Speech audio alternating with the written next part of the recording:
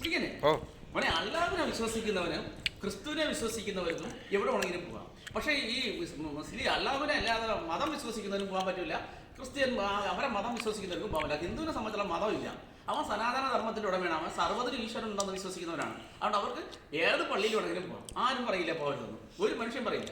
ജാതി സംഘടനയും പറയില്ല, രാഷ്ട്രീയ സംഘടനയും പറയില്ല, വ്യക്തരും പറയില്ല. കാരണം അവൻ ദൈവവിശ്വാസിയാണ്.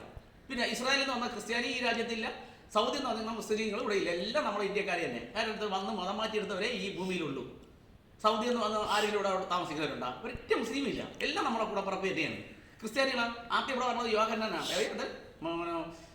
ഇയാളെ പേരെന്തോ ഞാൻ ഇവിടെ കൂടെ പറയാം, ഇയാളെ പേരെന്തോ തോമാസ് ലീഗാണ് ആദ്യമായിട്ട് ഇവിടെ വരുന്നത്. തോമാസ് ലീഗ് ഇവിടെ വന്ന് പിന്നെ കന്യാകുമാരി നമ്മുടെ കേരളത്തിന്റെ ഭാഗം ആയിരുന്നപ്പോഴത്തേക്ക് ആ സമയം കൊണ്ട് ആ കന്യാകുമാരിയിലെ നേരത്തെ വന്നിറങ്ങിയത് ഇംഗ്ലീഷ് പഠിപ്പിക്കാനാണ് വന്നത്.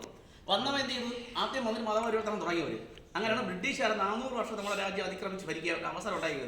അപ്പോൾ ഉണ്ടായപ്പോൾ ആദ്യമായിട്ട് പള്ളി വെച്ച് ആർക്കെന്നറിയാം? കടലോര പ്രദേശത്ത് മുക്കൂർക്കാണ്. മുക്കൂരെല്ലാം ഹിന്ദുക്കളായിരുന്നു. ഈ മുക്കൂരെ ആദ്യം ക്രിസ്ത്യാനിയാക്കി. പിന്നെ ഇങ്ങോട്ട് കടന്നു വന്നപ്പോൾ ഇവിടെ പിന്നെ ജാതിയും മതത്തിലും ജാതിയിലൊക്കെ കുറച്ച് ഇസം ഉണ്ടായിരുന്നു. ബ്രാഹ്മണനെ നായരെ കണ്ടോ, നായർ കീഴുവരെ കണ്ടോ, ഈഴുവർക്ക് മറ്റവരെ കണ്ടോ, അങ്ങനെ ഒരു സംഭവം ഇവിടെ ഉള്ളതുകൊണ്ടാണ് ഇത്രയും മതങ്ങൾ ഇവിടെ വന്നത്.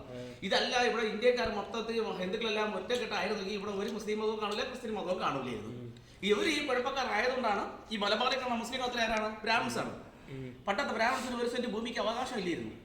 അങ്ങനെയൊക്കെയുള്ള കാലഘട്ടമുണ്ട്. ഈ പത്തനംതിട്ട കോട്ടയത്ത് കിടന്ന അച്ചായമാരത്ര ആരാണ്? നായന്മാരാണ്. അവരെ മതം മാറ്റിയെടുത്താണ്, കൺവെർട്ട് ചെയ്തെടുത്തതാണ്. ഇവിടെ കിടന്ന നാടാന്മാരാണ്. നാഗർകോവിലിൽ നിന്ന് വന്ന നാടാന്മാര് ഹിന്ദുക്കളായിട്ട് നിന്നും പോകുന്നുണ്ട്. ശ്രീലങ്കയിൽ നിന്ന് വന്നവരുണ്ട്. ശ്രീലങ്കയിൽ നിന്ന് വന്ന നാടാർ അത്രയും ക്രിസ്ത്യാനിയായി. അപ്പൊ ഈ രാജ്യത്ത് ഇവിടെ ജീവിച്ചുകൊണ്ട് എല്ലാ മതങ്ങളിലാണ് അവർ വിശ്വസിക്കുന്നത്, ദൈവത്തിലാണ് വിശ്വസിക്കുന്നത്. ഇപ്പൊ ഞാൻ ഏറ്റവും വലിയ കുഴപ്പക്കാരെ ഏത് മതം നൽകിയ ക്രിസ്ത്യൻ മതക്കാരാണ്. കാരണം 43 സഭയുടെ കേരളത്തിൽ പ്രവർത്തിക്കുന്നു. ഒരു സഭ മറ്റൊരു സഭയെ അംഗീകരിക്കില്ല. പത്തനംതിട്ടയിലൊക്കെ ബന്ധുക്കോസാണ് ഓടിച്ചടിക്കുന്നത് മറ്റുള്ള ക്രിസ്ത്യാനികളാണ്. അവിടെ ഹിന്ദുക്കളും മുസ്ലിങ്ങളൊന്നും ഒരു ക്രിസ്ത്യാനിയും ഒന്നും ചെയ്യില്ല. ഹിന്ദുവിനും ദോഷം ചെയ്യണ ആരാണ്? യഥാർത്ഥത്തിൽ ക്രിസ്ത്യാനിയും മുസ്ലിങ്ങളും അല്ല. ഹിന്ദുക്കൾക്ക് ദോഷം ചെയ്യണം അത്രയും ഹിന്ദു രാഷ്ട്രീയക്കാരാണ്. അതായത് കമ്മ്യൂണിസ്റ്റ് ഹിന്ദു, കോൺഗ്രസ് ഹിന്ദു, BJP ഹിന്ദു. ഇവന്മാർക്ക് ആർക്കും ഒരു വിവരവും ഇല്ലെന്നാണ്. സ്വന്തം സംസ്കാരം അറിയില്ല. മതം മാറ്റിയെടുക്കുന്നത് മതേതരത്വം എന്ന് പറയും. മതം മാറണമെന്ന് പറഞ്ഞാൽ വർഗീയവാദി. മതം മാറരുത്, ജനിച്ച മണ്ണോട് കൂറ് കാണിക്കണമെന്ന് പറയണ വർഗീയവാദി. സ്വന്തം പെറ്റമ്മയെ അമ്മ കളിക്കുന്നത് വർഗീയവാദം. സ്വന്തം സംസ്കാരത്തെ ഉയർത്തിപ്പിടിക്കുന്നവൻ വർഗീയവാദി. സ്വന്തം സംസ്കാര പുരുഷന്മാരെ പൂജിക്കുന്നവൻ വർഗീയവാദി.